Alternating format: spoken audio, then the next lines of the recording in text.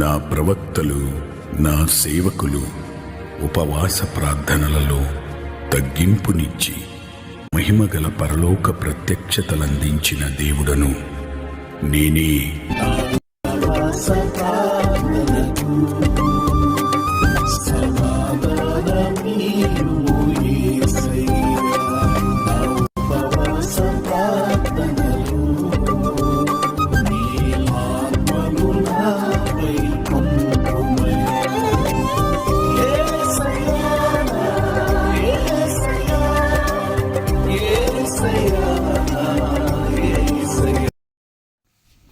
యోహాన్ గారు పద్మోసు దీపం.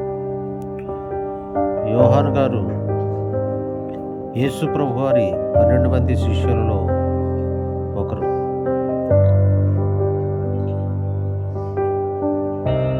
యోహాన్ గారు యోహాను సువార్తలో యోహాను సువార్త 1వ యోహాను 5 అధ్యాయంలో, 2వ యోహాను 13 వచనంలో, 3వ యోహాను 14 వచనంలో, ప్రకటన గ్రంథంలో 22 అధ్యాయంలో రాశారు.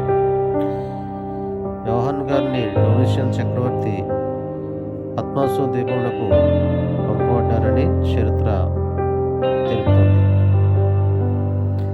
ఈ పద్మోసు ద్వీపం ప్రస్తుతం పట్మోస్ అని పిలువబడుతుంది.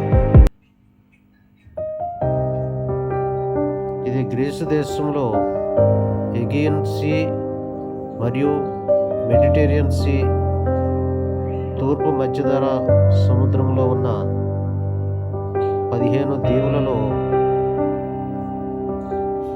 150 చిన్న దీవుల్లో ఒకటిగా ఉంది. ఈ ద్వీపము 45.039 స్క్వేర్ కిలోమీటర్స్గా ఉంటుంది. 1999లో యోహాన్ గారు దర్శనం పొందిన గృహం కూడా ఉంది అని చరిత్ర చెబుతుంది. యునెస్కో అనే ఒక సంస్థ నిర్ధారించింది మరియు ఇది ప్రపంచ ప్రాముఖ్య ప్రదేశంగా గుర్తించింది. యోహాను సువార్త 1:1 ప్రకారం ఆదియందు వాక్యం ఉండెను, వాక్యం దేవుని ఉండెను, వాక్యం దేవుడని రాశారు. 14వ వచనం ప్రకారం ఆ వాక్యం శరీరధారి కృపా సంపూర్ణ మధ్య నివసించను, తండ్రి వలన కలిగిన అద్వితీయ కుమారుని మహిమలో ఆయన చూసిన నిత్య జీవనం రాయబడింది. 17వ అధ్యాయం 3వ వచనంలో అద్వితీయ సత్యదేవుడు ఆయనను ఆయన పంపిణీ నిత్య జీవనం రాయబడి ఉంది.